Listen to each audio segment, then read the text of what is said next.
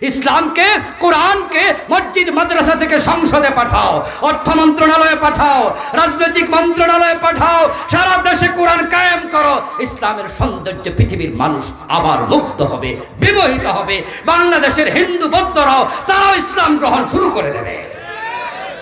আল্লাহর নবীর জীবনের লক্ষ্য যদি আমরা আজকে মিলাতে পারতাম, তাহলে এই দেশের অর্থনীতি আলেমদের হাতে থাকতো, শিক্ষানীতি আলেমদের হাতে থাকতো, সমাজনীতি আলেমদের হাতে থাকতো, রাজনীতি আলেমদের হাতে থাকতো। নবীর জীবনের লক্ষ্য ছিল দিনের বিজয়। দিন যদি বিজয় হতো, রাষ্ট্র আমরা চালাতাম, আমরা শিক্ষার ভিতরে প্রাইমারি, কলেজ, হাই স্কুল আল্লাহর কোরআন ঢুকায়া দিতে পারতাম।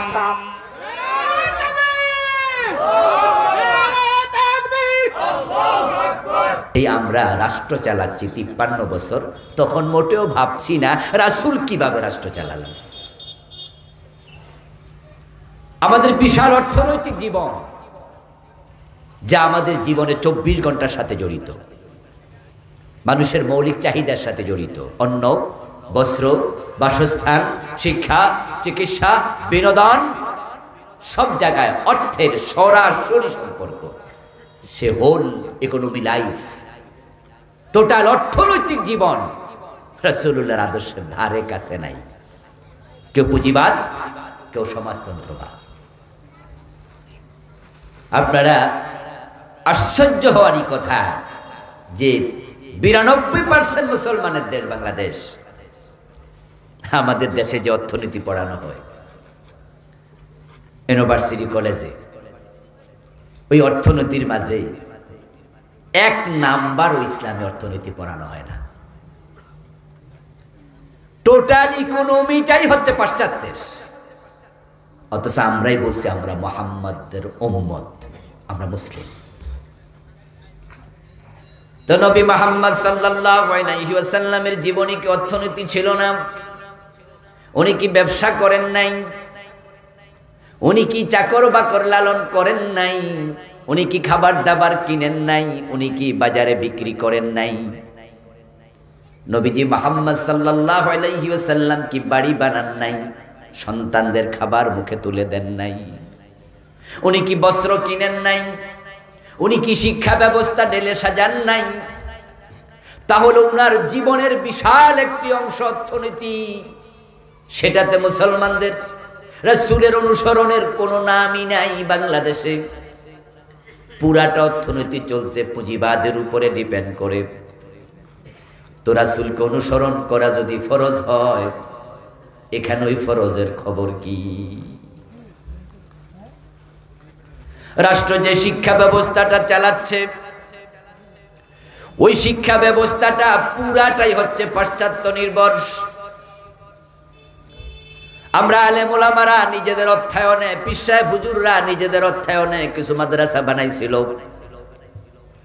আজকের যে আলিয়া মাদ্রাসা দেখেন, আজ থেকে 50 বছর পিছনে যান, ওই আলিয়া মাদ্রাসাগুলো সরকার বেতন দিত না, এগুলো এদেশের আলেমরাই বানাইছে। এখন আমরা ধাক্কাইতে ধাক্কাইতে তারা বেতন দিচ্ছে। আর কওমি মাদ্রাসাগুলো তো এখনো 1 টাকা সরকার দেয় না, নিজস্ব অর্থায়নে চলছে।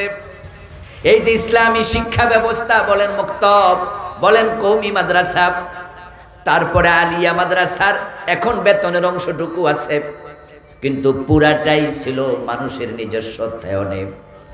সরকার প্রাইমারি স্কুল চালাচ্ছে, হাই স্কুল চালাচ্ছে, কলেজ চালাচ্ছে, ইউনিভার্সিটি চালাচ্ছে। এই ইউনিভার্সিটি, প্রাইমারি স্কুল, কলেজ সবগুলোতে যে শিক্ষা ব্যবস্থা, সেই শিক্ষা ব্যবস্থা এমন সাবজেক্ট তারা পড়ায়, যেই সাবজেক্টে অনার্সের ফার্স্ট ইয়ার থেকে লাস্ট ইয়ার পর্যন্ত মাস্টার্স এবং পিএইচডি, এমফিল গবেষণা, এই সবটার মাঝে 1 নাম্বারও আল্লাহর কোরআন নাই, রাসূলের হাদিস নাই। এমন সাবজেক্ট আছে ডজন ডজন, যেখানে ইসলামের রশ্মিটা পর্যন্ত নাই। কারা পড়ছে? আমাদের মুসলিম সন্তানেরা। জাহাঙ্গীরনগর বিশ্ববিদ্যালয় নামে একটি ইউনিভার্সিটি আছে, যেখানে ইসলামের নামে একটা সাবজেক্টও নাই। ইসলামিক স্টাডিজ নাই, ইসলামী ইতিহাসটা পর্যন্ত নাই। অথচ জাহাঙ্গীরনগর বিশ্ববিদ্যালয় কাদের টাকায় চলে? 92% মুসলমানের ট্যাক্সের টাকায় চলছে। ইসলামের কিচ্ছু নাই। বুয়েট নামক যে বিশ্ববিদ্যালয়, সুয়েট, কুয়েট, রুয়েট, ইঞ্জিনিয়ারিং বিশ্ববিদ্যালয়, ইসলামের 1 নাম্বারও পড়ানো হয় না, 1 নাম্বারও নাই। কারা পড়ছে? আমাদের সন্তানরা। আল্লাহর কোরআনের মাঝে বুঝি বিজ্ঞান নাই? কোরআন কি বিজ্ঞান মুক্ত? অথচ কোরআন তো বিজ্ঞানের উৎস। আল্লাহ নিজে বলছেন ইয়াসিন ওয়াল কুরআনিল হাকীম, আমি বিজ্ঞানময় কোরআনের কসম খাচ্ছি। এ কোরআন অ্যাস্ট্রোনমি আছে, কসমোলজি আছে, এখানে ফিজিক্যাল সায়েন্স আছে, এখানে ইকোনমি আছে, এখানে স্বরাষ্ট্রনীতি, পররাষ্ট্রনীতি সব আছে। কোনটা নাই? সকল ইলমের উৎস কোরআন। তো আমাদের ইঞ্জিনিয়ার ছাত্রদেরকে কেন কোরআন থেকে সাবজেক্ট পড়ানো হবে না? সেখানে কোরআন থেকে বের করে কেন মেডিকেল সায়েন্সে কোরআন থেকে পড়ানো হবে না? ইঞ্জিনিয়ারিং বিদ্যার সাথে নৈতিক শিক্ষার সম্পর্ক কেন রাখা হবে না? প্রাইমারিতে কোরআন পেল না, হাই স্কুলে কোরআন পেল না, কলেজে কোরআন পেল না, এখন ভর্তি হলো বুয়েটে, সেখানেও কোরআন পেল না। যে ইঞ্জিনিয়ারটা কোরআনের বাহিরে শিক্ষা জীবন শেষ করলো, তার নৈতিকতা আসবে কোত্থেকে? এজন্যই তো তারা রডের বদলে বাঁশ ঢুকাই দিচ্ছে।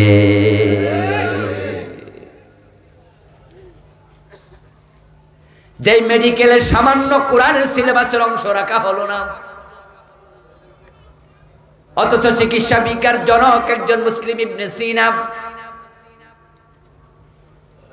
মুসলমানদের হাত ধরে চিকিৎসা বিজ্ঞানের উৎকর্ষতা এসেছে। তো প্রাইমারিতে ছেলেটা কোরআন পেল না, হাই স্কুলে পেল না, কলেজে পেল না, মেডিকেলে ভর্তি হলো, সেখানেও তাকে কোরআন থেকে নৈতিক শিক্ষা দেয়াই হলো না। এই ছেলেটা ডাক্তারি বিদ্যা শেষ করার পরে তার ভিতরে আল্লাহর ভয় যেহেতু নাই, এই লোকটা তো মহিলা ডাক্তারের কাছে গেলে বাচ্চা প্রসব করার জন্য কনসিভ যখন করে, তখন আমরা দেখি 100 মহিলা হাসপাতালে গেলে 95 জনের পেট কাইটা সিজার কইরা বাচ্চা বের করা লাগবে। কারণ ওই ডাক্তারের ভিতরে আল্লাহর ভয় নাই, তাই সে টাকা ছাড়া কিছু বোঝে না, বিনা প্রয়োজনেও মহিলার পেট কেটে দেয়, তার টাকা দরকার। রাসূলুল্লাহকে অনুসরণ করা যদি ফরজ হয়, তাহলে আমাদের লাইফস্টাইল রাসূলের মতো কেন হবে না? প্রিয় নবীর জীবনের লক্ষ্যের সাথে আমাদের জীবনের লক্ষ্য মিলেনি। আমরা আলেম ওলামারা অনেকে মিলাতে পারিনি। আমরা মনে করছি আমি মাদ্রাসার মুহাদ্দিস, প্রিন্সিপাল, খতিব, আমি মসজিদের ইমাম, এই তো আমার দায়িত্ব শেষ। আমি একজন পীর সাহেব, লাখ লাখ মুরিদ আছে, জিকির আজকার নামাজ শিখাচ্ছি, দ্যাটস এনাফ। যার কারণে দেশের সাধারণ মানুষগুলো ইসলাম বিমুখ হয়েছে। আল্লাহ তাআলা পবিত্র কোরআন মাজিদের 3টা সূরাতে প্রিয় নবীজির জীবনের লক্ষ্য কি সে প্রসঙ্গে কথা বলেছেন। সূরা সফ আয়াত নাম্বার 9, সূরাতুল ফাত আয়াত নাম্বার 28, সূরাতুত তাওবা আয়াত নাম্বার 33। 3টি সূরার ভিন্ন 3টি আয়াতে আল্লাহ 3 বার একই কথা বলেছেন, হুয়াল্লাযী আরসালা রাসূলাহু বিল হুদা ওয়া দীনিল হক লিইয়ুযহিরাহু আলাদ-দীনি কুল্লিহি।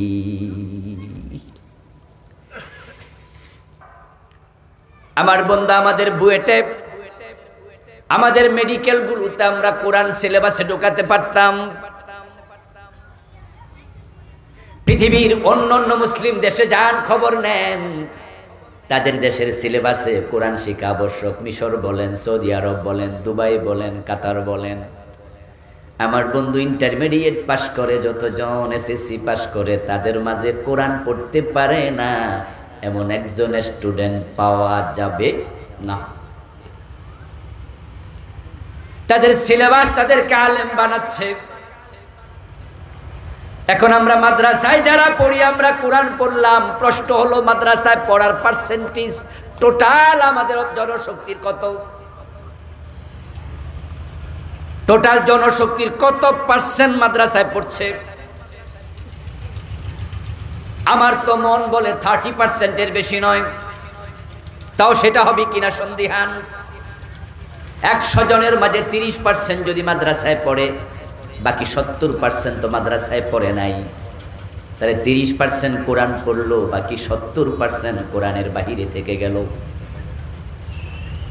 যদি আমরা প্রাইমারির ক্লাস 1-এ কায়দা ঢুকাইয়া দিতে পারতাম, তাহলে ক্লাস 2-তে ওঠার আগে আমাদের বাচ্চাগুলো আলিফ লাম বা তা সা, আমাদের বাচ্চাগুলো মিম জবর মা বা বা জবর বা বা জবর বা তা জবর তা তা জবর তা, এইভাবে অক্ষর মিলাইয়া বাক্য শব্দ তৈরি করতে পারতো। 1 বছর পড়লে দ্বিতীয় বছরে তার হাতে আমপারা তুলে দেয়া যেত।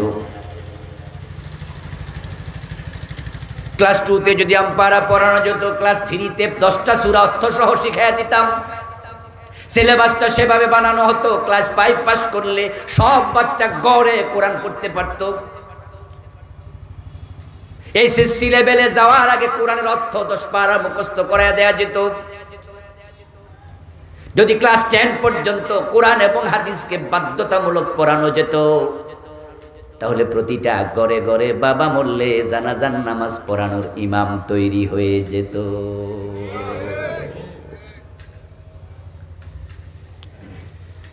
যদি রাষ্ট্রটা আমরা চালাতাম, তাহলে আমরা পুঁজিবাদী অর্থনীতির জায়গায় ইসলামী অর্থনীতি ঢুকাইয়া দিতাম। ব্যবসা এবং যাকাত এগুলা হতো অর্থনীতির মূল ভিত্তি। আর সেই জায়গায় এখন সুদ, ওটাকে মূল ভিত্তি বানানো হয়েছে। টোটাল অর্থনীতি সুদ নির্ভর।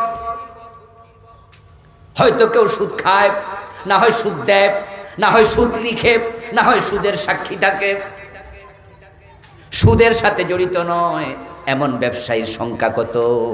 এই কিশোরগঞ্জ বাজারে খবর নেন, যেই ব্যবসায়ীদের সাথে আমাদের দহরম মহরম ভালোবাসা, তাদের টাকা দিয়ে আমরা মসজিদে ইমামের বেতন দেই, যে ব্যবসায়ীর টাকা দিয়ে মাদ্রাসা চালান, যে ব্যবসায়ীর টাকা দিয়ে মসজিদে এসি কিনছেন, খবর নেন ও ব্যবসায়ীদের মাঝে 95% ব্যবসায়ী সুদী ব্যাংকের সাথে লেনদেন করছে।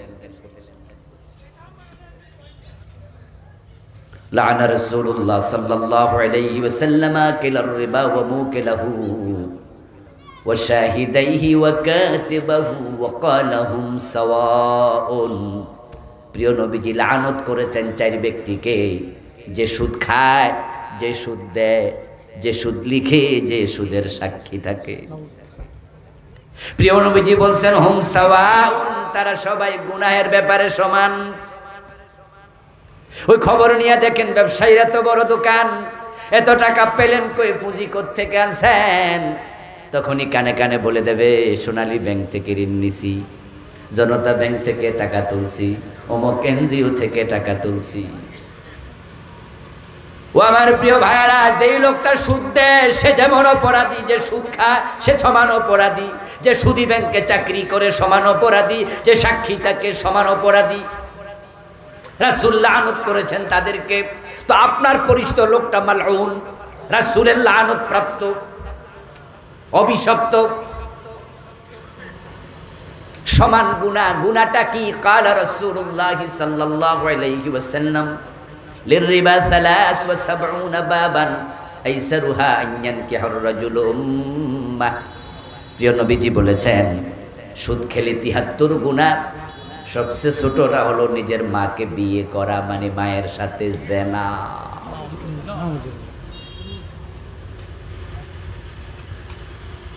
وقال النبي صلى الله عليه وسلم من أكل درهم ربا وهو يعلم أنه أشد من 36 زينة। নবীজি সাল্লাল্লাহু আলাইহি ওয়াসাল্লাম বলেন, যে ব্যক্তি জেনে শুনে 1 টাকা সুদ খায়, তার আমলনামায় 36 বার, কমপক্ষে 36 বার জিনার গুনাহ লিখে দেয়া হয়। এই সুদ ভিত্তিক অর্থনীতি চলছে, চেঞ্জ নেই। 53 বছর সুদের সাথে সবাই জড়িয়ে আছে কম বেশি। কত পার্সেন্ট মুক্ত? আমরা পারিনি সুদমুক্ত বাংলাদেশ গড়তে। আপনার চোখের সামনে এই মানুষগুলো মায়ের সাথে জেনাকারী। ওই যে আপনার মাদ্রাসা, আপনার মসজিদের পাশে সোনালী ব্যাংক, জনতা ব্যাংক, রূপালী ব্যাংক, যখন আপনার মসজিদে জোহরের আজান হয়, ওই জনতা ব্যাংক সোনালী ব্যাংক থেকে নেমে এসে তারাই মসজিদে প্রথম কাতারে দাঁড়াইছে আল্লাহু আকবার, ইয়াকা না'বুদু, আল্লাহ তোমার গোলাম, অথচ মাত্র সুদ লেখা আইছে। ওই যে দোকানদার আপনার পিছনে নামাজে দাঁড়াইছে, যার পকেটের টাকা মসজিদে এসি কিনে লাগাই আপনি নামাজ পড়তেছেন আর তার জন্য দোয়া করছেন, আল্লাহ তিনি এসি দিয়েছে, আল্লাহ মসজিদে 5,000 টাকা মাসে বেতন দেয়, তাকে জান্নাতুল ফেরদাউসটা দিয়ে দিও। ওই লোকটাই সুদে টাকা আনছে অথবা নিজে সুদ খায়। এই লোকটাকে জাহান্নাম থেকে বাঁচানোর জন্য আপনার ভূমিকাটা কি? এই অর্থনীতি পরিবর্তন হবে না যতদিন পর্যন্ত রাষ্ট্রে ইসলাম আসবে না। কারণ ইসলাম যদি আমাদের হাতে আসতো, ক্ষমতা আসতো, আমরা সুদ বন্ধ করে সেখানে যাকাত ভিত্তিক অর্থ ব্যবস্থা, ব্যবসা ভিত্তিক অর্থ ব্যবস্থা ঢুকিয়ে দিতাম। রাষ্ট্র তখন মানুষকে বিনা সুদে ঋণ দিত, ওখান থেকে ঋণ দিয়া ব্যবসায়ী তার ব্যবসা চালাতে পারত। কোনো চিন্তাই তো নাই। চেঞ্জ শিক্ষানীতি চলছে আপনার চোখের সামনে। এই যে ডাক্তার, এই যে ইঞ্জিনিয়ার, এই যে অফিসার, আপনার সন্তান, আমার সন্তান, আমাদের আত্মীয়, সে টাকনুর নিচে কাপড় পরছে সারাদিন, হে বুঝেই না টাকনুর নিচে কাপড় পরা হারাম। সকালে একবার দাড়ি কামায়, রাতে আবার চান্স পাইলে আরেকবার কামায় আসো। সে জানে না এটা কবিরা গুনাহ, কাজ সিলেবাসে নাই। সে মানুষের পকেটের টাকা হায়নার মতো গিলে খায়, অফিসে ফাইল আটকায়া রাখে, ঘোষ না দিলে সিগনেচার করে না। সে বুঝে না ঘোষ খাওয়া হারাম, কারণ তার সিলেবাসে এগুলা নাই। আপনার ভূমিকা কি? কুম ফুসাকুম ওয়াহলিকুম নারা, এই দায়িত্ব আপনার নাই? আহাল বলতে শুধুমাত্র ছেলে সন্তানকে বোঝায়, প্রতিবেশীকে আহালের অংশ নয়। এই জাতির প্রতি আপনার দায়িত্ব নেই? কুনতুম খায়রা উম্মাতিন উখরিজাত লিন-নাস, আপনাকে মানুষের জন্য আল্লাহ বানাইছে। তা'মুরুনা বিল মা'রুফ ওয়া তানহাউনা আনিল মুনকার, এই দায়িত্ব কই আপনার আমার? কই সচেতনতা কোথায়? নবীজি মুহাম্মদ সাল্লাল্লাহু আলাইহি ওয়াসাল্লামকে অনুসরণ করা যেহেতু ফরজ, তাই জীবনের প্রতিটি স্তরে রাসূলুল্লাহর জীবনের সাথে আমাদের জীবন মিলাতে হবে। তিনি আমাদের একমাত্র আদর্শ, তাকে অনুসরণ না করলে জান্নাত মিলবে না। قال رسول الله صلى الله عليه وسلم كل امتي يدخلون الجنة إلا من أبى قيل من أبى يا رسول الله قال من أطاعني دخل الجنة ومن عصاني فقد أبى সহিহ বুখারীর রওয়ায়াত। নবীজি সাল্লাল্লাহু আলাইহি ওয়াসাল্লাম বলেন, আমার সব উম্মত জান্নাতে যাবে, তবে যে অস্বীকারী সে জান্নাত পাবে না। কিলা মান ইয়া রাসূলুল্লাহ, প্রশ্ন করা হলো, হে আল্লাহর নবী, অস্বীকারী উম্মতকে?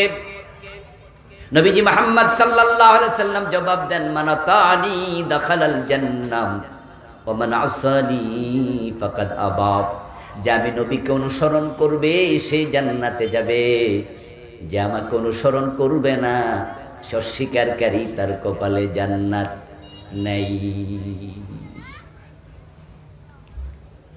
তো প্রিয় নবীজি মুহাম্মদ সাল্লাল্লাহু আলাইহি সাল্লাম 10 বছর মদিনা কোরআন দিয়া চালাইলেন, প্রেসিডেন্ট হয়ে, রাষ্ট্রপ্রধান হয়ে, রাষ্ট্র ক্ষমতার জন্য আল্লাহর কাছে তিনি দোয়া করলেন। আল্লাহ শিখাইছে, ওয়াকুর রব্বি আদখিলনি মুদখালা সিদকিন ওয়া আখরিজনি মুখরাজা সিদক ওয়াজআলনি মিন লাদুনকা সুলতানান নাসীরা, ও আল্লাহ আমাকে রাষ্ট্র ক্ষমতা দাও, আমি তোমার কোরআন দিয়ে দেশ চালাতে চাই। আল্লাহ ক্ষমতাও দিলেন, দোয়াও শিখালেন। রাসূল 10 বছর কোরআন দিয়া হাদিস দিয়া দেশ চালাইলেন। সেখানে রাসূলের অনুসরণের ব্যাপারে আপনার ভূমিকা কি? আপনি কয়দিন দোয়া করছেন? কয়দিন রাষ্ট্র ক্ষমতা কোরআনকে নেয়ার জন্য চেষ্টা করছেন? 53 বছরের বাংলাদেশ কোরআন দিয়া একটা সেকেন্ড চলল না, সেজন্য আপনার কলিজার মাঝে কয়দিন কষ্ট অনুভব করেছেন? শুধুমাত্র দাড়ি আর টুপিতে সুন্নাহ পাইলেন, কোরআন দিয়ে দেশ চালানো রাসূলুল্লাহর জীবনের এত বড় সুন্নাহ 10 বছর লাগাতার ওই সুন্নাহ বুঝি পান নাই আপনি? ওটা বুঝি সুন্নাহ নয়? ওয়াকুর রাব্বিরহামহুমা কামা রাব্বায়ানি সাগীরা, এখানে সুন্নাহ পাইছেন তাই মা বাবার জন্য দোয়া করছেন। ওয়াজআললি মিন লাদুনকা সুলতানান নাসিরা, এখানে দোয়ার সুন্নাহ বুঝি পান নাই? নবীজি মুহাম্মদ সাল্লাল্লাহু আলাইহি ওয়াসাল্লামকে অনুসরণ করবেন, অনুসরণ, তাহলে জান্নাত মিলে যাবে। আমার রাসূল বলে গেছেন, মান আহাব্বা সুন্নতি ফাকাদ আহাব্বানি ওয়া মান আহাব্বানি কানা মাই ফিল জান্নাহ। যে আমি নবীর সুন্নাহকে লালন করে অনুসরণ করে সে আমি নবীকে ভালোবাসে, আর যে আমি নবীকে সুন্নাহ পালন করার মাধ্যমে ভালোবাসা দেখাবে, কানা মাই ফিল জান্নাহ, সে জান্নাতে আমার সাথেই যাবে। মনে মনে ভাবছেন, হুজুর নামাজ রোজা হজ যাকাত করি, টুপি দাড়ি পাঞ্জাবি আছে, তো সুন্নাহ তো মানি। আমি বলবো, হ্যাঁ দোস্ত, আপনি যদি সুন্নাহ মানেন তাহলে আপনার জন্য তো সুসংবাদ, রাসূলুল্লাহ আপনাকে সাথে নিয়ে যাবেন। কিন্তু এই সুন্নাহটা যেন সুবিধাবাদী হইয়া নফসের গোলাম হইয়া না মানেন, এটা খেয়াল রাখেন। যদি সুন্নাহ মানার ক্ষেত্রে আপনি নফসের গোলাম হন, তাহলে আল্লাহর গোলামি আর থাকে না। তা রাসূলুল্লাহর সুন্নাহ যখন মানবেন, আপনি আল্লাহর গোলাম হন। আল্লাহর গোলাম হইয়া যে মানে, সে ভালো লাগলো মানে, কষ্ট লাগলো মানে, সুন্নাহ মানলে বৃষ্টি খাওয়াইলো মানে, সুন্নাহ মানলে পাথর মানলো, সুন্নাহ মানে মিষ্টি খাওয়াইলো, সুন্নাহ ছাড়ে না, পাথর মানলো, সুন্নাহ ছাড়বে না। কিন্তু নফসের গোলাম হইলে কি হবে? সালাম দিলে সুন্নাহ মানবেন, পাথর মানলে পলাই যাবেন। আমাদের দেশের লোকেরা অধিকাংশ তারা নফসের গোলাম হইয়া সুন্নাহ মানতেছে। অধিকাংশ লোক, আত্মসমালোচনা করুন, সেখানে আপনি আছেন কিনা, আমি আছি কিনা। আমার নিজের চোখে তো দেখি সমাজে, এই জজকোট কিশোরগঞ্জে জোহরের আজান যখন হয়, তখন জজদের মাঝে 5 ওয়াক্ত নামাজি আছে, এমন 2-4 জন জজ নাই? কথা বলে না কেন ভাই? যখন জোহরের আজান হয় তখন 5 ওয়াক্ত নামাজ পড়ে এমন 2-1 জন জজ আছে। জোহরের নামাজ পড়ার জন্য তিনিও মসজিদে গেলেন। মসজিদে যাওয়ার পরে তিনি যখন ঢোকেন, ডান পা দিয়ে ঢোকেন, বের হন বাম পা দিয়ে, আল্লাহু আকবার, নামাজ শুরু, সালাম ফিরিয়ে নামাজ শেষ। রাসূলকে তিনি ফলো করছেন কদমে কদমে, পদে পদে। কিন্তু এই লোকটাই যখন জজ কোর্টে সকাল 10টায় চেয়ারে বইছে, দুপুর 1টা পর্যন্ত চেয়ারে বইয়া কত মামলার রায় দিছে, সেখানে রাসূলের সুন্নাহ মেনে কয়টা রায় দিছে? হ্যাঁও কয় না, নাও কয় না। এই লোকটা মসজিদে ছিল 30 মিনিট বা 20 মিনিট। জোহরের টাইমে 30 মিনিটের বেশি তো আর থাকে নাই নাকি? এই যে মসজিদে ঢুকছে, ঢোকার সময় সুন্নাহ মানা শুরু, ডাইন পা দিয়া ঢুকছে, বের হওয়ার সময় বাম পা দিছে, মাঝখানে সুন্নাহর বাহিরে কোনো কামই করে নাই। হুজুর যখন জোহরের নামাজের ফরজের ইমামতি করছে, হুজুর 2 রাকাত পড়ার পরে আত্তাহিয়াতু পড়তে বসতে হয়। ইমাম সাহেব বসতে ভুলে গেছে, উনি দাঁড়াইতে শুরু করছে। 2 রাকাত পড়ার পরে জোহরের আত্তাহিয়াতু পড়তে বসা ওয়াজিব। মুসল্লিদের কাছে মেসেজ আছে, আমার নবী 2 রাকাত পড়ে তিনি বসেছেন, আত্তাহিয়াতু পড়েছেন, প্রথম বৈঠক ওয়াজিব। হুজুর ভুল করছে, তাই পিছন থেকে সবাই লোকমা দিছে। জজ সাহেব লোকমা দিছে। হুজুর যখন স্মরণ পড়ছে ভুল হইছে, হুজুর লোকমা গ্রহণ করে বসে আত্তাহিয়াতু পইরা তারপরে যথারীতি নামাজ শেষ। এখন জজ সাহেব নামাজের পরে আবার এজলাসে গিয়া উনার চেয়ারে বসে রায় দেয়া শুরু করছে। আজকে রায় হবে চুরির মামলা, চোর ধরে হাত কাটো, এমন বিধান কোরআনে আছে না নাই? চোর ধরে হাত কাটা সুন্নত ওয়াজিব না ফরজ?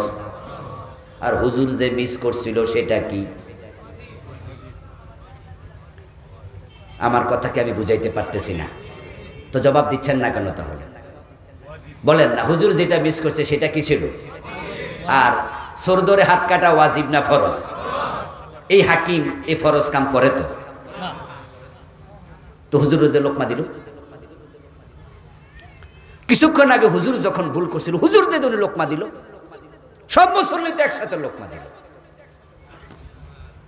যেই হাকিম 53 বছর ধরে চোরকে জেলে দেয়, অথচ নবী মুহাম্মদ আমাদের আদর্শ, উনার জীবনের লক্ষ্যের সাথে লক্ষ্য মিলবে, কাজের সাথে কাজ মিলবে, কথার সাথে কথা মিলবে, সব রাসূলের মতো হওয়া লাগবে। এখন নবীজি মুহাম্মদ সাল্লাল্লাহু আলাইহি ওয়াসাল্লাম তো বলছেন, যদি আমার মেয়ে ফাতেমা চুরি করে আমি ফাতেমার হাতটাও কেটে দেব।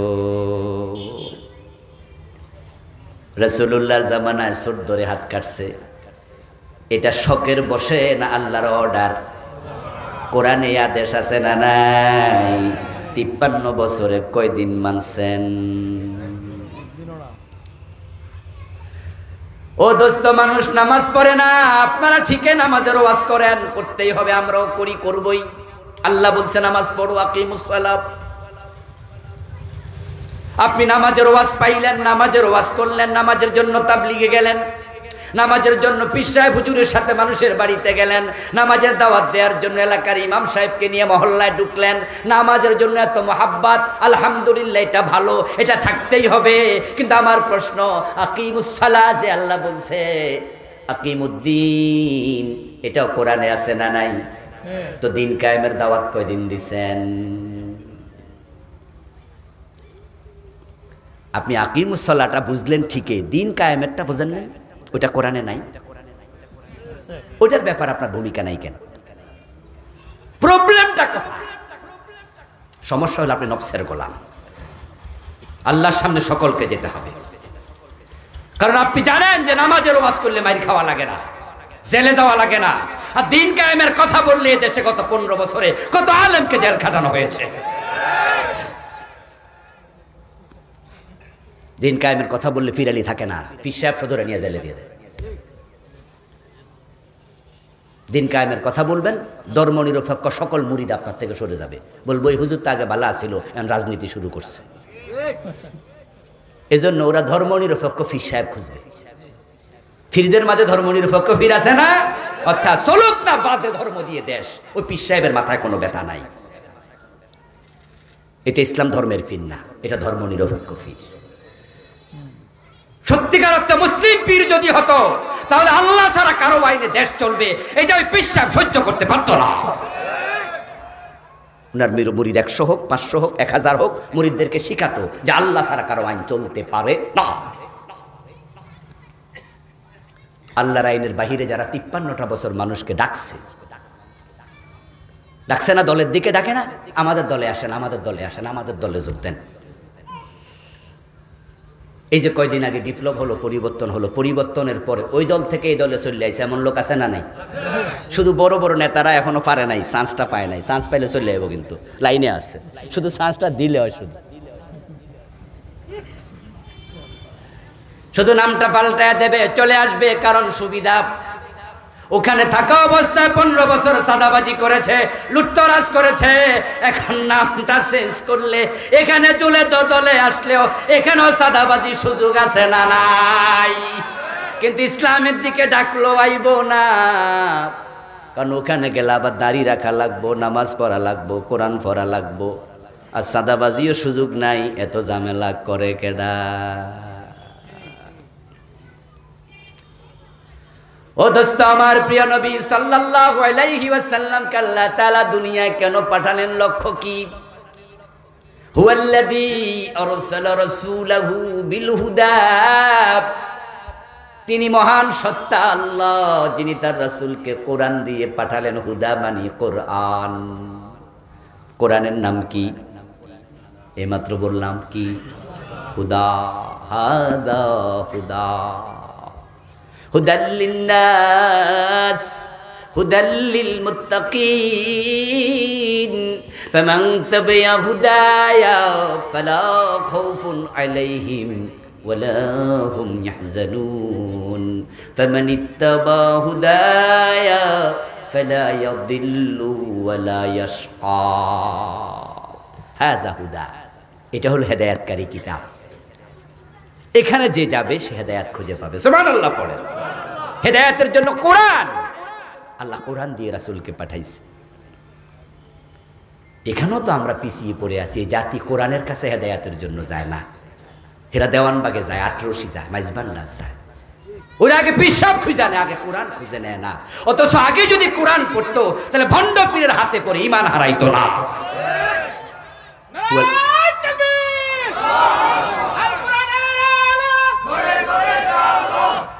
هو الحق هو الفارق بين الحق والباطل إن تتقوا الله يجعل لكم فرقانا ফুরকান তো পায় না মানুষ আল্লাহ ভীতি তো অন্তরে নাই আছে সুবিধার নীতি অন্তরে আমার প্রিয় ভাইয়েরা কোরআন কাল্লা বললেন হুদা আমি কোরআন দিয়ে রাসূলকে পাঠাইছি কেন পাঠাইছি চুমুখে তাকে রাখার জন্য নয় সকাল বিকাল তেলাওয়াত করে ভালো করে গোশে মাঝে রেখে দেবেন আর আল্লাহ বেহেশত দিয়ে দেবে এত সোজা নয় জিনে ধরলে ফু দিয়ে জিন তাড়ানোর জন্য কোরআন পাঠাই নাই কোরআন দেই নাই এটা লিখে লিখে তাবিজ বানাইয়া গলায় ঝুলাইয়া দেবেন এজন্য কোরআন আল্লাহ পাঠান নাই বাপ মরে গেলে হুজুর ডাইকা খতম করাবে আর মনে করে আমিও তো কোরআন মানি কোরআন ভালোবাসি এই যে হুজুরদেরকে ডাইকা খতম করাইছি মনে করে সেও কোরআন ওয়ালা আল্লাহ বলে আমি কোরআন দিয়েছি ওয়া দীনিল হক সত্য দিন মানে ইসলাম ইন্নাদ দীনা ইনদাল্লাহিল ইসলাম আল্লাহর কাছে দিন আছে একটা সেটার নাম কি বলেন জোরে কি ইসলাম ছাড়া আর কোনো দিন আছে দিন শুধু একটা ধর্ম শুধু একটা ইসলাম বাকি যা আছে এগুলাকে বলে আদিয়ানে বাতেলা সব বাতিল বুঝতে ভুল করা যাবে না আমাদের কোনো ভাই বলে ইসলাম সর্বশ্রেষ্ঠ ধর্ম আমি বলি ভুল বলেছো ইসলাম হলো একমাত্র ধর্ম সর্বশ্রেষ্ঠ বললে বোঝা গেল আরো কিছু সেরা আছে এগুলার মাঝে এটা এক নাম্বার অথচ আল্লাহর কাছে দিন কয়টা ইন্নাদ দীনা ইনদাল্লাহিল ইসলাম শুধু ইসলাম শুধু ইসলাম ومن يبتغي غير الاسلام دينا فلن يقبل منه আল্লাহ বল ইসলাম বাদ দিয়ে আর কোন দিন যদি তুমি তালাশ করো সেটা গ্রহণ করা হবে না সেটা প্রত্যাখ্যাত এই দিন হক ইসলাম হুদা কোরআন এই দুটা দিয়ে আমি আমার রাসূল কেন পাঠাইছি লিউযহিরাহু আলাদ্দীনি কুল্লিহি আমার নবী সমাজের যত মতবাদ আছে আদিয়ানে বাতেল আছে মানুষের বানানো রীতি আছে নীতি আছে মত আছে পথ আছে আইন আছে বিধান আছে সবগুলোর উপর আমার নবী ইসলামের বিজয় করে দেবে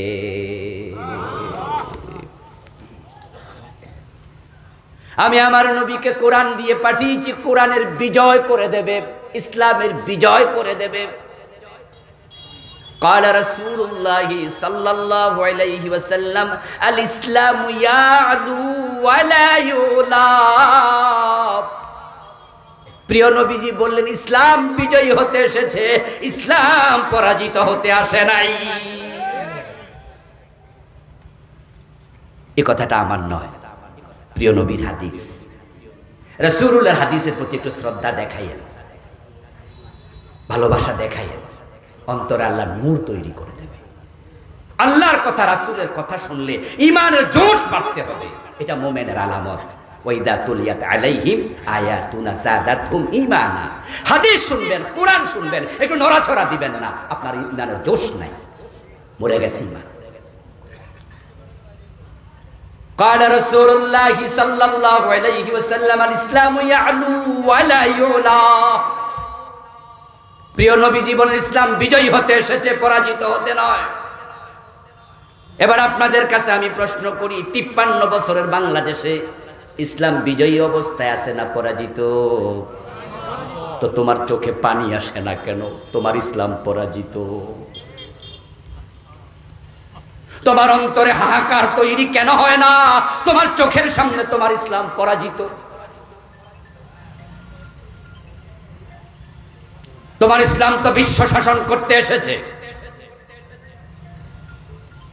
ফারুক আজম ওমর রাদিয়াল্লাহু তাআলা আনহু তো ইসলামের আলোকে অর্ধ পৃথিবী চালাইছে। অর্ধ পৃথিবী করেছো শাসন, ধুলার তক্তে বসে, খেজুর পাতার প্রাসাদ তোমার বারে বারে গেছে খসে। ও প্রিয় ভাই, তোমার ইসলাম তো স্পেন শাসন করেছে, রোম শাসন করেছে।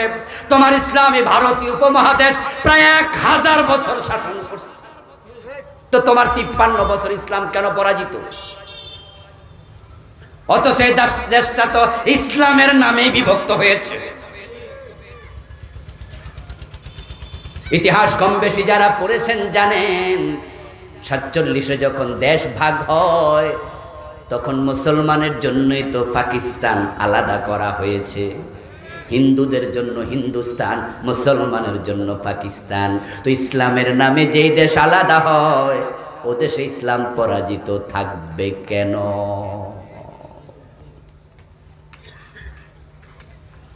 প্রিয় নবীজি সাল্লাল্লাহু আলাইহি ওয়াসাল্লাম আল্লাহ তাআলার কাছে দোয়া করলেন দিন বিজয়ের জন্য। রাষ্ট্র ক্ষমতা দরকার। মক্কায় 13 বছর কাটালেন, কিন্তু দিন তিনি বিজয় করতে পারলেন না। বরং কেমনে দিন বিজয় করবেন? মক্কার সংসদ ভবনে আল্লাহর কোরআন নিয়ে ঢুকার কোনো পরিবেশই ছিল। সেই সংসদ আবু জেহেল ছিল প্রেসিডেন্ট, আবু সুফিয়ান প্রধানমন্ত্রী, আবু জেহেল সেখানে প্রেসিডেন্ট, আবু লাহাব সেখানে স্বরাষ্ট্রমন্ত্রী, উতবা পররাষ্ট্রমন্ত্রী। তারাই তো সংসদ চালায়। সেখানে বসে তারা সিদ্ধান্ত নিয়েছে, লা তাসমাউ লিহাদাল কুরআন ওয়ালগাউ ফি লাআল্লাকুম তাগলিবুন। যেমন বাংলাদেশের সংসদে বইয়া বইয়া ইসলামের বিরুদ্ধে আইন বানাইছে, হুজুরদেরকে ঠেঙ্গাইছে, এই সংসদে বসে বসে তারা এত লম্পজম্প করেছে। 5 মে হুজুরদেরকে শাপলা চত্বরে গুলি করে, সংসদে আবার টিপ্পনী কাইটা কয় হুজুররা নাকি রং মেখে রাস্তায় শুয়েছিল। ভুলে গেছেন নাকি? আমার প্রিয় ভাইরা, সংসদে তারা সিদ্ধান্ত নিয়েছে, وقال الذين كفروا لا تسمعوا لهذا القرآن, তোমরা কোরআন শুনতে যেও না, কোরআন শোনা যাবে না। গত 15 বছরেও কত মাহফিল আমাদের বন্ধ হয়েছে, ওই হুজুরের মাহফিল করতে দেয়া যাবে না। শোনেন নাই? শোনেন নাই?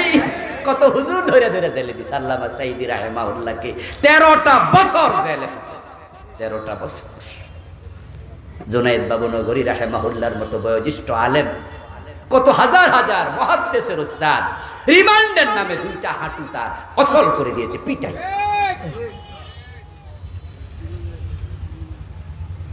লা তাসমাউ লিহাদাল কুরআন, কোরআন শুনতে যেও না। ওয়ালগাউ ফি, বরং সেখানে গন্ডগোল লাগাইয়া দাও।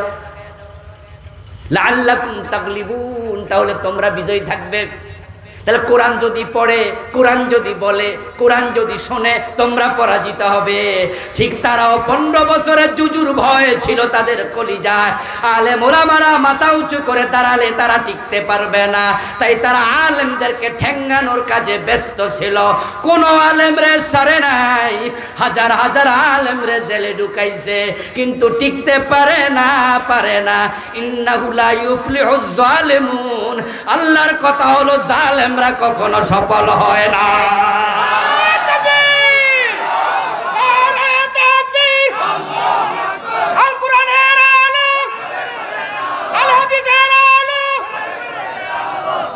আমার প্রিয় ভাইয়েরা, জালেমদেরকে ব্যর্থ করেন আল্লাহ নিজে। ইসলামের ইতিহাস তাই বলে। আপনি 5000 বছরের ইতিহাস পড়েন, আপনি দেখবেন যে কোন জালেম পৃথিবীতে সফল হতে পারে নাই। ইন্নাহু লা ইউফলিহুজ জালিমুন, জালেম সফল হয় না। এই যে নমরুদ ইব্রাহিম আলাইহিস সালামের উপর জুলুম করেছে, কোরআন নাজিল হলো যখন তার 2500 বছর আগে নমরুদ পৃথিবীতে জন্ম নিয়েছিল। কোরআন নাজিলের 2500 বছর মানে আজ থেকে 4000 বছর আগে নমরুদের জন্ম। সেই নমরুদের লাঞ্ছিত হয়েছে, ওই আলোচনা কোরআন হাদিসে আছে না নাই? কোরআনে আসালাম তারা ইলাল্লাযী হাজ্জা ইব্রাহিম ফি রাব্বিহি আন আতাহুল্লাহুল মুলক। এই নমরুদের কথা কোরআনে আছে। এই জালেম ইব্রাহিম আলাইহিস সালামের উপর কি জুলুমটা না করলো, এক পর্যায়ে জ্বালাইয়া পোড়াইয়া মারার জন্য ইব্রাহিমকে আগুনে পর্যন্ত নিক্ষেপ করেছে, কিন্তু শেষ পর্যন্ত নমরুদ সফল না ব্যর্থ? জুতার বাড়ি খাইয়া মরছে। ফেরাউনের আলোচনা তো কোরআনে যে কতবার আসছে নাম ধরে, সুবহানাল্লাহ, আল্লাহ কত বলেছেন বারবার। এবং ফেরাউনের লাশটা আজকের পৃথিবীর উপর এখনো আছে না নাই? আলিয়াউমা নুনাজ্জিকা বিবাদানিকা লিতাকুনা লিমান খালফাকা আয়া, এটা নিদর্শন বানায় আল্লাহ রাখছে। মিশরের কায়রোর জাদুঘরে আমিও গিয়েছি, ফেরাউনের লাশ দেখে আসছি নিজের চোখেই, এখনো শটান শুয়ে আছে জমিনে। লিতাকুনা লিমান খালফাকা আয়া, পরবর্তী প্রজন্মের জন্য তোকে আমি নিদর্শন বানাবো। 3100 বছর পানির মাঝে ভাসমান ছিল, বাহারে আহমারে, পানিতে গলে নাই, পচে নাই, তিমি হাঙ্গরে খায় নাই। আল্লাহ লাশ রেখে দিয়েছে পৃথিবীর মানুষ যেন দেখে শিখে যে সে ব্যর্থ হয়েছে, ব্যর্থ হয়েছে, ব্যর্থ। মূসাকে মারতে গেছিল, আল্লাহ পানির ডুবে ছেড়ে দিয়েছে। সে আল্লাহ এখনো আছে না নাই? আবু জাহেল রাসূলের উপর অত্যাচার করছে, মক্কায় থাকতে দেয় নাই, যুবকদেরকে বলেছে কেটে টুকরা টুকরা করে ফেলবে। আজকের রাতে, হিজরতের রাতের ইতিহাস আমরা সবাই জানি। প্রিয় নবীজিকে আল্লাহ নিরাপদে নিয়েছেন মদিনা, কিন্তু সে সেখানে গিয়ে আক্রমণ করছে। আল্লাহ বদরের দিন দুজন বাচ্চার হাতে লাঞ্ছিত করে জাহান্নামে পাঠাইয়া দিচ্ছে। কোন জালেম সফল হয় না।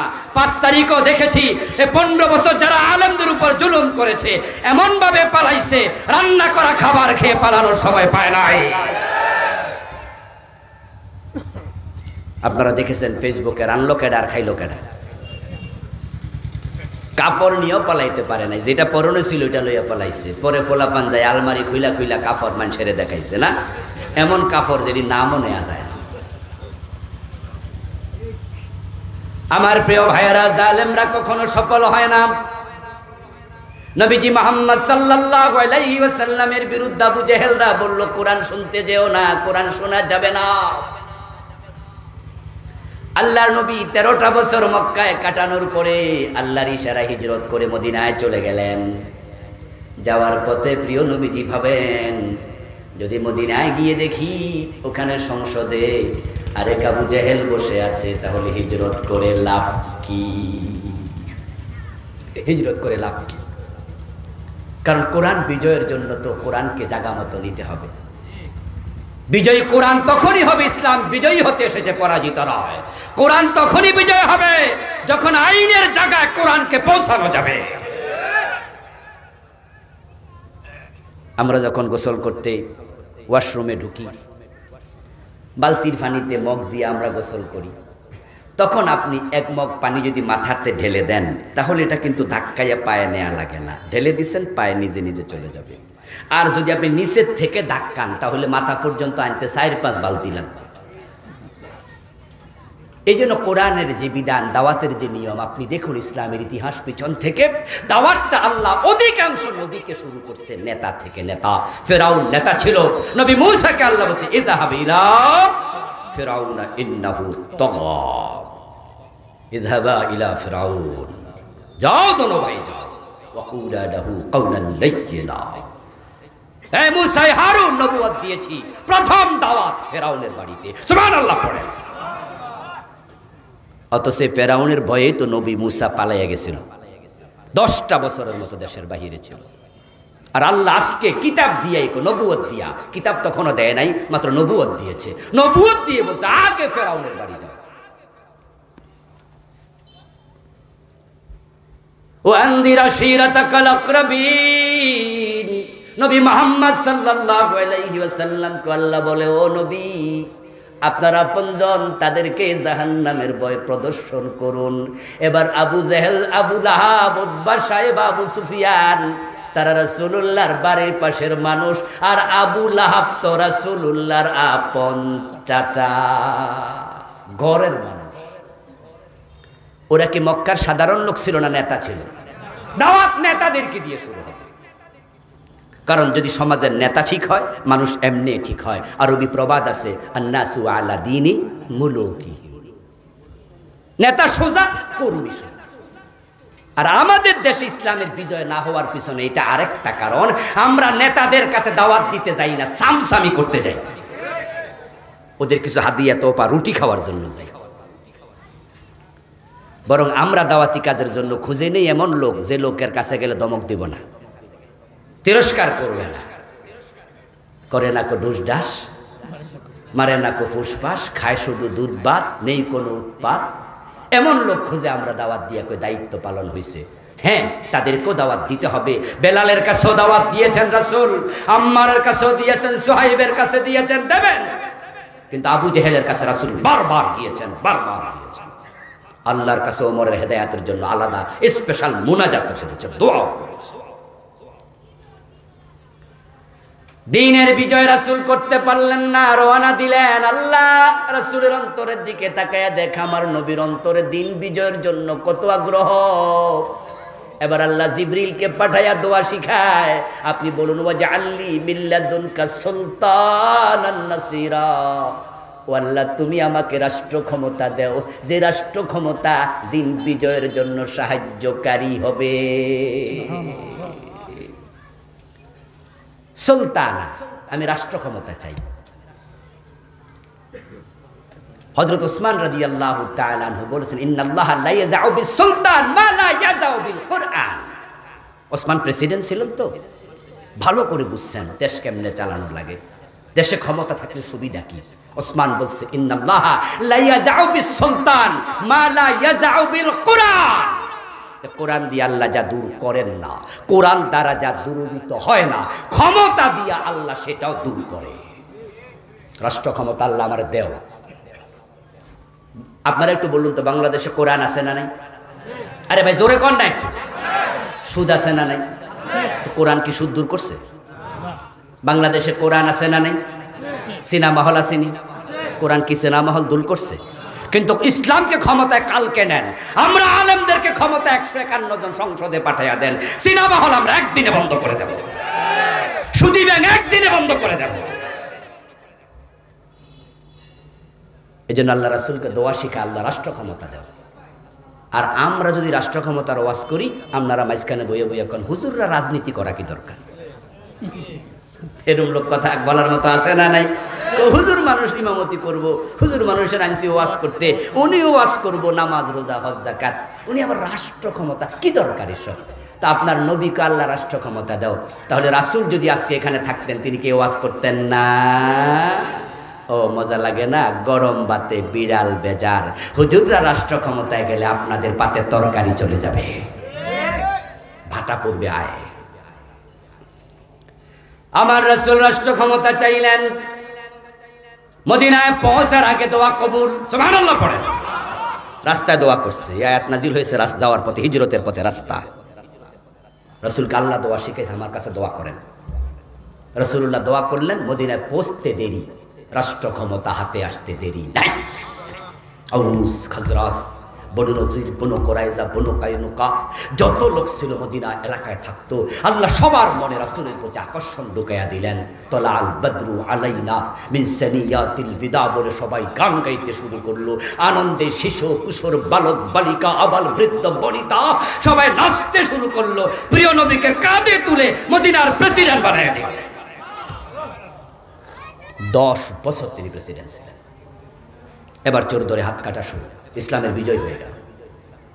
এবার ডাকাতি করলে শুরু দেওয়া শুরু, এবার মদ পান করলে আশীর্বাদ লাগানো শুরু। আপনাদের কাছে এবার বলতে চাই, প্রিয় নবী জীবনের উদ্দেশ্য যদি দ্বীনের বিজয় হয়, এখন আমাদের উদ্দেশ্য দ্বীনের বিজয়কে বানানো দরকার আছে না নাই? যদি না বানান, রাসূলুল্লাহ জীবনের লক্ষ্যের সাথে আপনার জীবনের লক্ষ্য মিলে নাই। আরে ভাই, দিন যদি বিজয়ী হয়ে যায়, নামাজের ওয়াজ এত আর করা লাগবে না, এত করা লাগবে না। আল্লাযীনা ইম্মাক্কান্নাহুম ফিল আরদি আকামুস সালাহ ওয়া আতাউয যাকাত ওয়া আমারু বিল মা'রুফ ওয়া নাহাউ আনিল মুনকার। আল্লাহ বলেছে আমি 4টা দায়িত্ব রাষ্ট্রকে দিলাম। যদি কোথাও মুসলিমদেরকে ক্ষমতা দিই, 1 নাম্বার নামাজ কায়েম হবে, তারা এটা করবে। আজান হওয়ার সাথে সাথে দোকান বন্ধ করতে হবে, আইন বানিয়ে দেয়া হবে। সকল দোকানদার, সকল ক্রেতা মসজিদে যাও, মসজিদে যাও, দোকান খোলা থাকবে, লাইসেন্স ক্যান্সেল করে দেয়া হবে। ইমাম শাফি, মালিক, আহমদ ইবনে হাম্বল, ইমাম আবু হানিফা রাহিমাহুমুল্লাহ, 4 ইমাম ঐক্যমত, কোন বালেগ নামাজ না পড়লে তাকে জেলে দিতে হবে। ইমাম শাফি রাহিমাহুল্লাহ বলেছেন, জেলে দেওয়ার আগে কিছু বেত্রাঘাত করতে হবে। তুমি নামাজ পড়বা না, তুমি কিসের মুসলমান? প্রিয় নবী বলছেন, যারা নামাজে আসে না, আমার মন চায় তাদের বাড়ি ঘরে আগুন লাগাইয়া দেই। একটু ভাবুন তো, আমাদের এই কিশোরগঞ্জে যদি আজানের সাথে সাথে সকল দোকানদার দোকান বন্ধ করে দেয়, সব মানুষ মসজিদে যায়, তাহলে দেখবেন যে পঙ্গপালের মতো, মৌমাছির মতো ভোমরা যেমন তার চাকের দিকে দৌড়ায়, দেখবেন মুসলমান মসজিদে দৌড়াচ্ছে। এক এক মসজিদে 3 বার 5 বার জামাত হওয়া লাগবে, লোক জায়গা দেয়া যাবে না।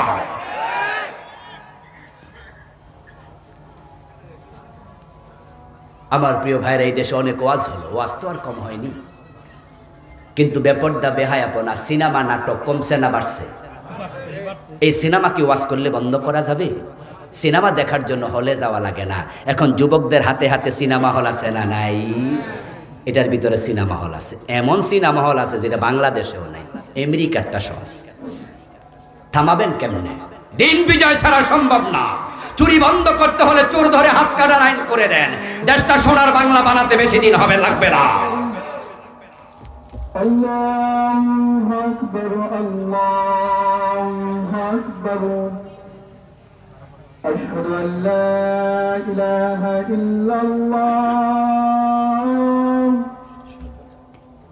আশহাদু আল্লা ইলাহা ইল্লাল্লাহ, أشهد أن محمدا رسول الله, أشهد أن محمدا। তার আজকে কোথায় গেল? ওদেশে আপনি কুয়ালালামপুরে গেলে 50 তলা বিল্ডিং যে কয়টা আছে গনে কুলাইতে পারবেন না। আর পুরো বাংলাদেশে একটা 50 তলা বিল্ডিং এখন আমরা বানাইতে পারি না। ওদের দেশে তো আগালো, রাস্তাঘাট, ব্রিজ, কালভার্ট, অর্থনৈতিক সমৃদ্ধি কাকে বলে, অথচ খনিজ পদার্থ আমাদের মতো, খনিজ পদার্থ নাই, সামান্য। আবহাওয়া আমাদের মতো, খনিজ পদার্থ আমাদের মতো। তারা আগাইলো আর আমরা পিছালাম, পিছাইতে পিছাইতে এমন পিছাইছি, এখন ব্যাংকে 10 লাখ টাকার চেক দিলে রিফিউজ। প্রায় ব্যাংকে খবর নিয়ে দেখেন 10 লাখ টাকা একসাথে দিতে কেমনে পারবে?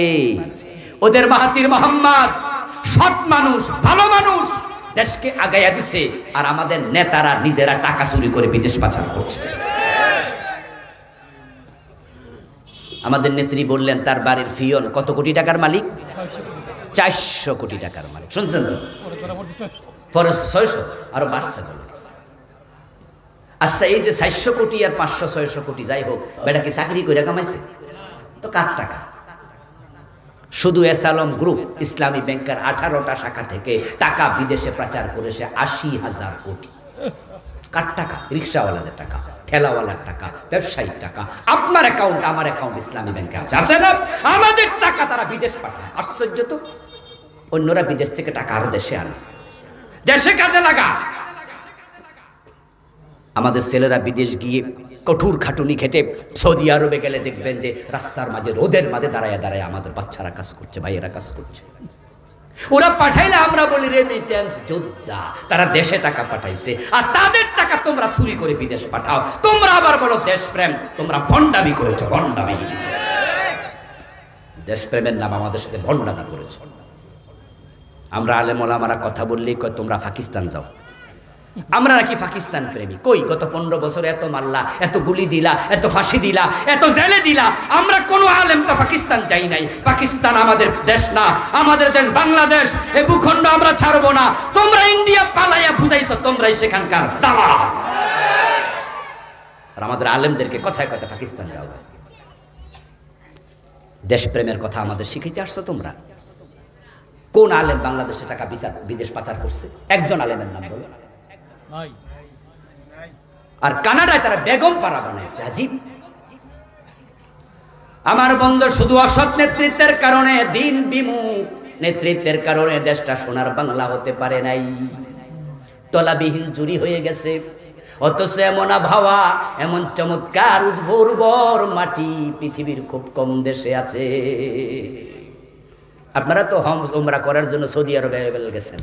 সৌদি আরব, কাতার, কুয়েত, মিশর, এই আরব বিশ্বে যাবেন, দেখবেন যে প্রায় দেশে সেখানে একটা গাছ যদি বাছাইয়া রাখা লাগে, সকালে একবার পানি দেয়, বিকেলে আবার পানি দেয়, তলার মাঝে পাইপ। আর আমার বাংলাদেশে আল্লাহ কি আবহাওয়া দিল, সুবহানাল্লাহ। যদি আম খেয়ে আমের বিচিটা ফেলে দেন, দেখবেন যে এক সপ্তাহ পরে গাছ নিজে নিজে হয়ে যায়, 2 বছর পরে নিজে নিজে আম ধরে, 1 পয়সা বিনিয়োগ লাগে না। একটা লাউ যদি নষ্ট হয়ে যায়, এই নষ্ট পচা লাউটা ফেলে দেয় মহিলারা, তো খাওয়া যাবে না, ফেলে দাও। এই লাউটাই কাকে খায়, কাকে খাইয়া ওই লাউয়ের দানা আরেক জায়গায় গিয়ে পায়খানা করে, ওই পায়খানা দিয়া লাউয়ের বিচি বাইর হইছে, ওখানে নিজে নিজে গাছ হইয়া লাউ ধরে লায়। এই দেশ গরিব থাকবে কেন? এখানে একটা ডিম 12 টাকা দিয়ে 15 টাকা দিয়ে কেন কিনতে হবে? কেন এখানে ভর্তুকির টাকা থাকবে না? এখানে সয়াবিন তেল 200 টাকা কেন কিনতে হবে? ভর্তুকি তোমরা কেন দিবা না? এই দেশটা তো আমাদের দেশ, কোত্থেকে দেবে? টাকা তো সব বিদেশ পাঠাই দিচ্ছে।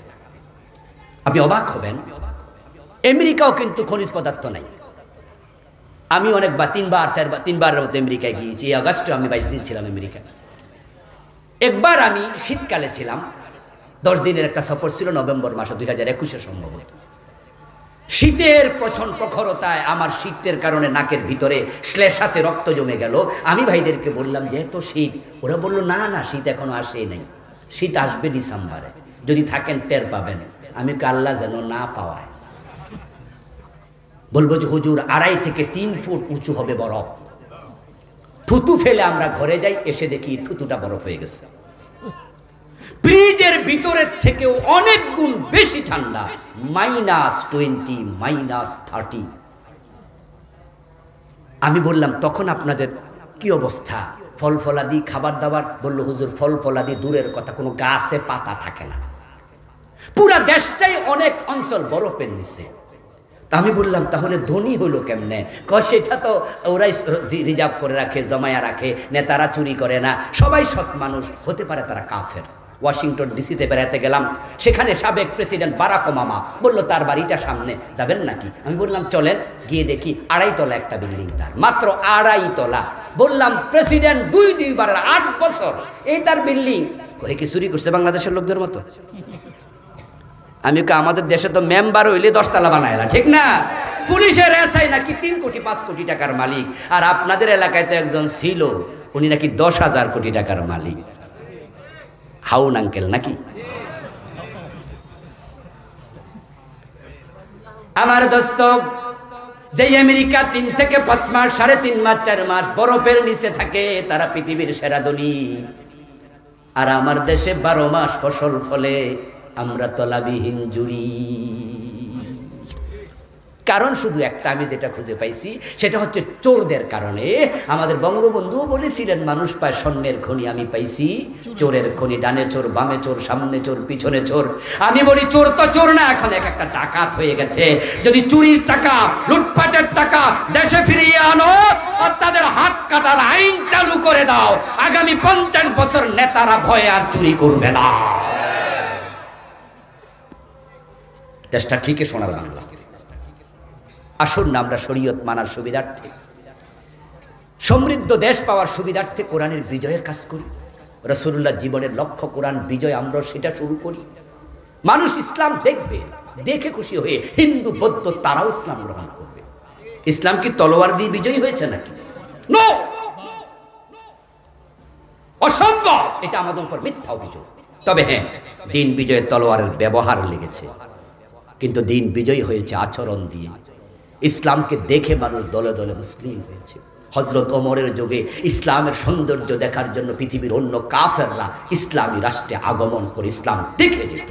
ওমর শুয়ে আছে গাছতলা, তারা বিশ্বাসই করে নাই অর্ধ দুনিয়ার সম্রাট গাছতলায় ঘুমায়, কোনো বডিগার্ডের প্রয়োজন হয় না। ইসলাম তো কলিতে, কেমনে দেখবো আমরা তার সৌন্দর্য? গোলাপ ফুলের সৌন্দর্য তার পাপড়িতে, ঠিক যখন সেটা পাপড়ি মেলে ধরবে, তার নাকের ডগায় নির্নৌম গন্ধে অন্তর ভরবে, যখন সে পাপড়ি মেলে ধরবে তখন তার গন্ধ আসে, তার সৌন্দর্য আছে, চাপ দিলে আতর বের হবে। কিন্তু সে গোলাপ যদি কলির ভিতরে থাকে, এটা কাঁচা কাঁচা গন্ধ দেবে, সুগন্ধ দেবে না। কিন্তু ইসলামকে তো আমরা মসজিদের ভিতরে বেঁধে রাখলাম, কোরআন তো আমাদের তাকের মাঝে বেঁধে রাখলাম। তেলাওয়াতের কোরআনকে বাস্তব কোরআনে রূপ দিতে হবে। আসুন না আমরা তেলাওয়াতের এই কোরআনকে বাস্তব কোরআনে রূপ দেই।